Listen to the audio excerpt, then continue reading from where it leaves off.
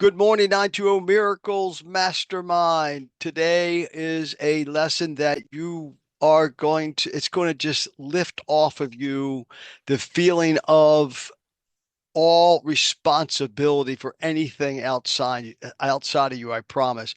This is lesson 285. My holiness shines bright and clear today. Wholeness. Just think about word wholeness. I am whole. Today I wake with joy, expecting but the happy things of God to come to me. Now that sounds like, yeah, kumbaya. Let's light the fireplace. The campfire, and let's all sing kumbaya. Look, we don't immediately wake with joy. I don't even immediately wake with joy, but I listen to both thoughts. What's the that thought, the negative one, the power. But I know that my heart is crying for joy, so I ask but them to come and realize my invitation to be answered by the thoughts to which it has been sent to me. So I got two voices that are crying for my attention, right? So what's one am I going to listen to? That inherent intrinsic value that's saying, hey, I need to be happy. I need to be joyous. I need to not allow things to get to me. And I will ask for only joyous things. I would say joyous thoughts. The instant, because that's what's going on in your head anyway. The instant I accept my holiness, for what would be the use of pain to me? What purpose would my suffering fulfill? And how would grief and loss avail me if insanity departs from me today and I accept my holiness, my wholeness instead? Just think about that. What are your thoughts serving you? What thoughts are you having and how are they serving you? Most of the time, not most of the time, but a lot of the time, they sabotage us. We want to go with those thoughts that are serving us, those habits of thought. Father, my holiness is yours. Let me rejoice in it. There's a Sunday school song, today is the day that the Lord has made. I will rejoice and be glad in it. Let me rejoice in it and through forgiveness be restored to sanity. Your son is still as you created him. Me, Fred. Fred is still as you created him. Nothing can change that. None of the thoughts can change that. None of the things coming at you can change that. My holiness is part of me and also part of you. And what can alter holiness itself? What can really alter my intrinsic value? Nothing. And I tie in the wisdomology, time and wisdom principle of respecting both of them and looking at them.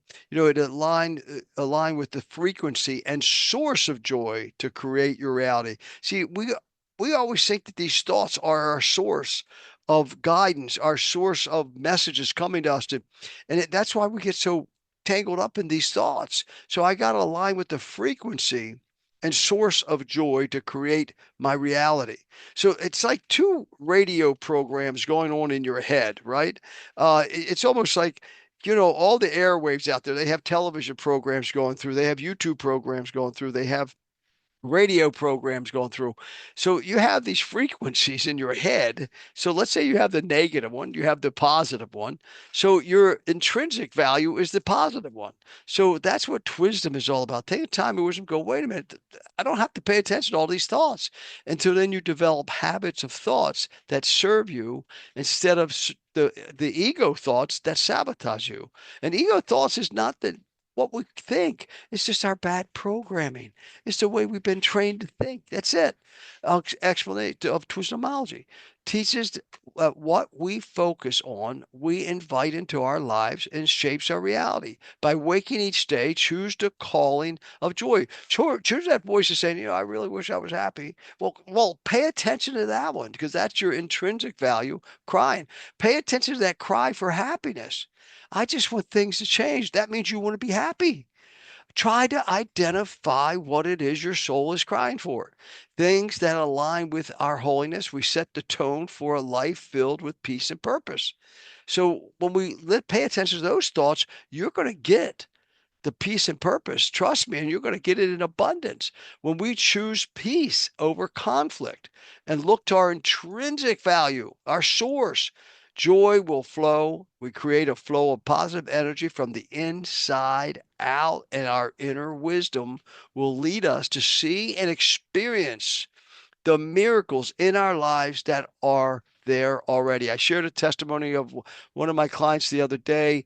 It was 51 years it took her to have this breakthrough that she could go into any fire and just with her light, just with her wisdom, just with her intrinsic value, she put the fire out. Not only did she put the fire out, but it was a really terrible, almost a lifetime of two relatives, two uncles fighting. And I mean, I'm talking about ugly stuff. And she had to come together because of what was going on in the family. And she walked in and they were at the end taking pictures of one another. She got them thinking about, let's find what was joyful in your life. It was crazy what happened. And it was the first time in 51 years she experienced the fact that if she just pays attention to the intrinsic value, pays attention to the intrinsic calling of happiness, it lights everybody else up. Letting go of insanity. Refuse to participate, to embrace your holiness and wholeness.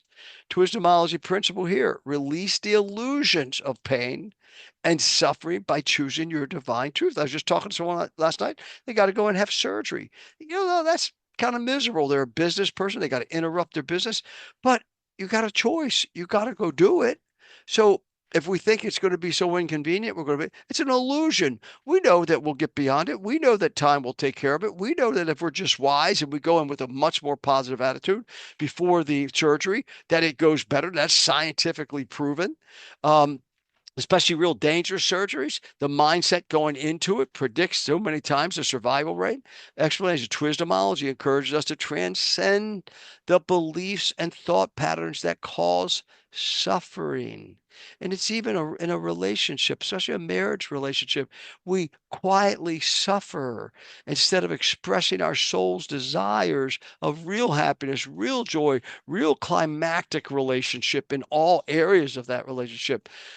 By accepting our holiness and rejecting the illusions of pain, grief, and loss, our soul source removes all the inner darkness we allow to dim our soul's light. This transformation is a reminder that our true nature is wisdom and peace.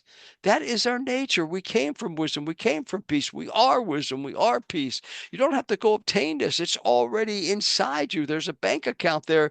You're just not making the right withdrawals. These thoughts come in, the negative ones, it's from that bank of the ego. The beautiful ones, the positive ones, the real ones, the intrinsic ones come from your soul. So you just look at the account, say, I'm going to withdraw from that account. I'll show them. I'm going to tell them off today because of what they didn't do. What are you going to pay attention to? What are you going to pay attention to? Drain the ego's bank account, my friend. That's what we have to do. Forgiveness restores inner wisdom. The Wisdomology principle here. Forgiveness is the gateway to reclaiming your soul's wisdom and returning to your divine state. In Wisdomology, forgiveness is seen as a powerful tool for inner transformation. It restores us to sanity by freeing us from the chains of resentment and anger. The chains. Remember, anger is nothing more than threatened value. If you're able to get angry, that means that you do not know your value. Not that you don't have value. Even the murderer has values. Trust me, I've spent time with many people on death row. Unfortunately and sadly, one, my own brother who died after 28 years in prison. So anger is nothing but threatened value. And he had all the value that I had, even though he was accused of murdering two people. And yet he still had the same value I had. But he didn't allow his thoughts to pay attention. A lot of reasons why. Recognizing our holiness and the wholeness, which is this wholeness, the holiness and wholeness. In the holiness of wholeness. In others, allow us to forgive and reconnect with our soul's innate wisdom. Folks, you've already got it, leading to a life of clarity, purpose, and the eternal peace. It's there. It's there. You already have it. You don't need to worry about whether you're going to have to obtain some kind of future thing after you leave here. It's there. It's secured from you. It's where you came from. That's where you came from. We came to bring it here. And then the world got a hold of us and programmed us differently that we had to do something instead of be who we came here to be. We came here to change all things and to be changed by nothing. That's what we have to focus on. We are love. We are peace. We are joy. We are healthy. We are happy. We are wise. We are wealthy. It's all inside you. Just live it out. This is very interesting. I took from all the 10 books. You know, I put into just my beautiful chat GPT. I said, give me a similar verse from all the 10 sacred books that people claim that are sacred and that some different religions, and this is in order: the Bible the most read, the Quran, the Torah, and these are the most read, right? Just straight on down. Watch this, every single one. But so why are there wars? Why are there wars? Because someone wants to be right. Now, there is righteousness and there is evil, and righteousness will overcome evil. It's in the history. Righteousness overcomes evil.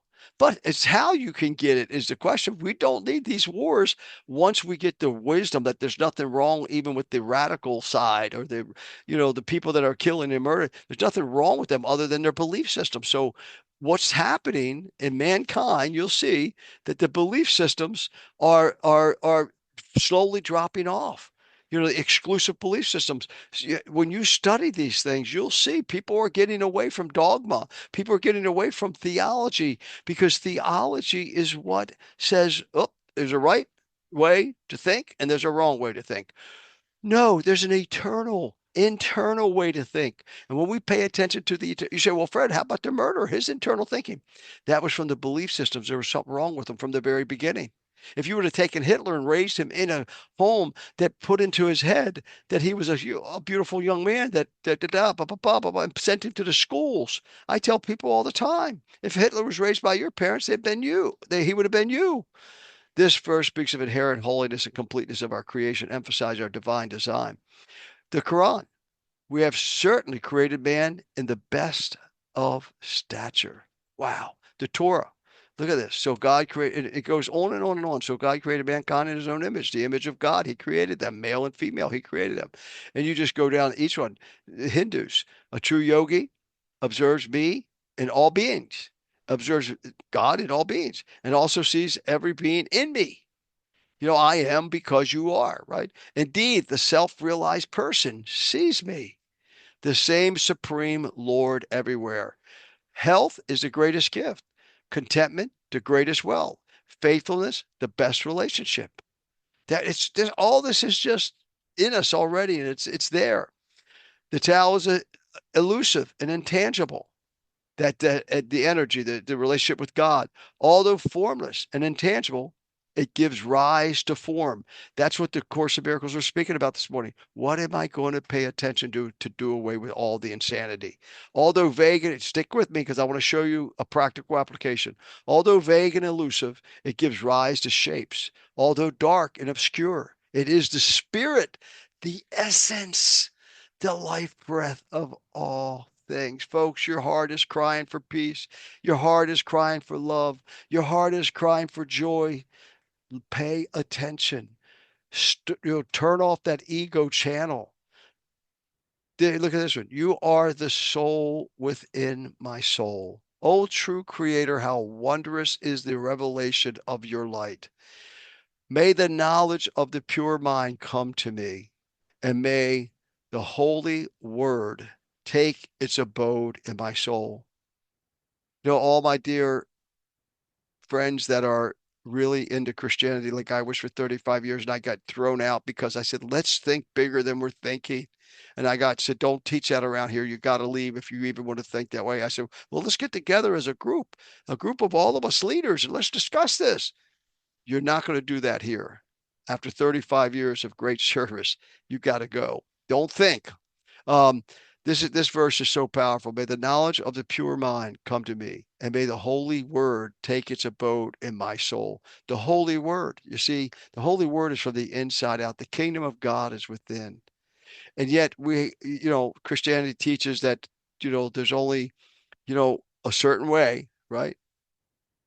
So does So does the Muslims. So does the Torah. And all three of the Abrahamic religions, those three, and folks, I love you.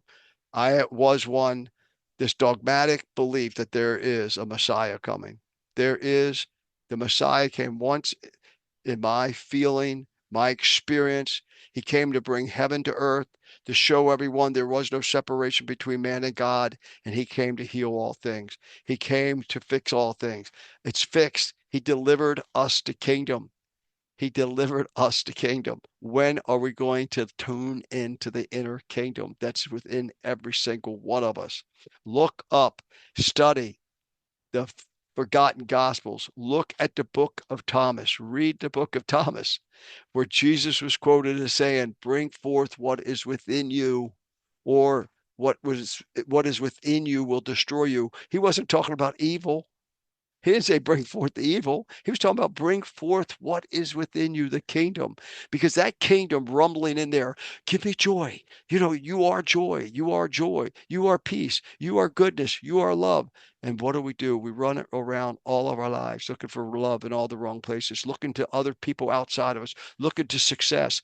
Folks, the more millions of dollars I accomplish, the more confused that my mind was of getting real clarity and purpose. Now, I want everybody not just to make 1 million. I want them to make 3 million. I want to be 5 million, but not until they have the soul to know what to do with it and the wisdom.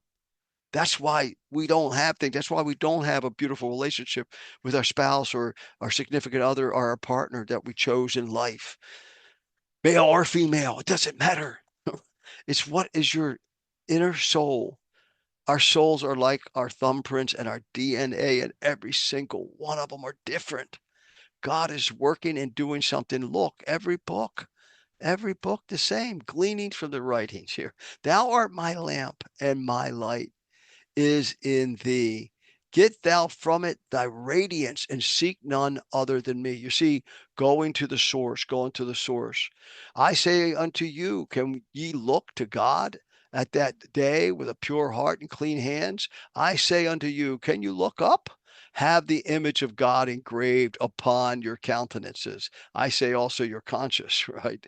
And there you go, spiritual wholeness. So the pragmatic application, the pragmatic application here is very simple. It is forgiveness. Forgiveness, not of anyone else out there, forgiveness of yourself, because not every, 98%, we are so consumed with the past. Forgive yourself for any, don't even forgive the past, forgive everybody in the past. Today is a brand new day. Every minute is a brand new day, every second. Can you imagine if we just get that into our souls? That the second is, that's why I say twisdomology. I love the clock. I love every second. You're going to get 86,400 seconds today in the next 24 hours. You're going to be granted, here you go. Here's 86,400 seconds. And if something goes haywire, someone says the wrong thing, someone cuts you off in traffic, but mainly it's in relationships. You go to the office and someone says, man, about time you get here, whatever. And we'll ruin the other 85,000 of them that we got left, especially in a relationship. One thing, and we'll throw away 85,000 seconds for the next 25 hours dwelling on it. Folks, it's time for us to fall in love with the real us, to fall in love with our real souls. Remember the ego chart. The first time you've been with me, I call it the heart chart, how you get your heart back. This is the thermometer, which is the ego. This is the thermostat. What do you want to do today? Oh, pardon me, that came off fast. What do you want to do today? Do you want to tune into this radio channel and this frequency? Or do you want to keep tuning in over here? Fear, competition, judgments. It's up to you what ones you're going to listen to, because you got both of them going on. No, this is not duality that one of my dear Christian friends accused me of teaching. Um, but this is just how we're made up. It's the program side, and it's the inherent, the real side, the eternal side. This is internal and the eternal. Um, So what do you want? Do you want to be, over here and really enjoy these things? Ageless, health, awake, checking in, life happening for you. You're offensive. You're a victor. Why not me? Why not me? Why my happiness, my wealth, my happiness, all this. And by the way, when I talk about health, I just want to end with this. A lot of times, people will talk, and when I say, you need to be healthy, it's your inherent right. You need to be healthy. I mean, it's your inherent right and it's your birthright to be healthy, to be happy, to be wise, and to be wealthy. Now, there may be some people that are listening and they have a child that was born totally disabled, where they have to take care of them the rest of their life. So you may say, well, wait a minute, what happened to his birthright? He's still healthy because health is a state of mind. Health. I have been with some of the most beautiful people who are raising a child that they've had to do everything for not 1 year, 2 years, 5 years, 15 years, 20 years, and not even able to get out of a wheelchair. So what happened to their birthright of health? And they were some of the most healthy people I've ever met. I've been to Haiti, people that don't sleep on floors, dirt floors with tin shacks with 12 people living in one room, some of the happiest, healthiest people that I've ever met from the soul, from the inside out. So don't misunderstand that. So let's go ahead and tune into the right frequency today. Okay. I know this is a little bit long, but this lesson is so powerful. And I wanted to really share these thoughts with you. Thank you so much. Bye bye.